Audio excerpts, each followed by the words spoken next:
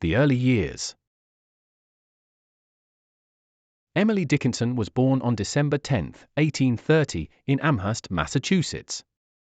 From a young age, she displayed a talent for the arts, particularly in writing and poetry. Her early years were filled with creativity and a love for literature, as she wrote poems and letters to friends and family. These formative years would shape her future as a reclusive yet prolific poet, known for her unique style and profound insights into life and nature. The Mount Holyoke Female Seminary. During a brief educational stint in 1847, Emily Dickinson attended Mount Holyoke Female Seminary. However, her time at the school was cut short due to health issues and overwhelming homesickness. Despite leaving the seminary, this experience marked a significant period in her life where she began to develop her passion for writing and poetry. The writing begins. From 1855, Emily Dickinson's writing flourished, as she began to create small but powerful poems. These poems showcased her unique voice and perspective on life, love, and death. Despite living a reclusive life in Amherst, Massachusetts, Emily's poetry captured the complexities of human emotion and spirituality. Her work during this time demonstrated a deep sense of introspection and a keen observation of the world around her. Emily's ability to distill profound ideas into concise and poignant verses marked the beginning of a prolific period in her writing career, establishing her as one of the most important American poets of the 19th century.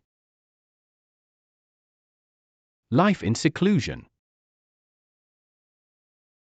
During the 1860s, Emily Dickinson lived a reclusive life, spending most of her days indoors and dedicating herself to her writing.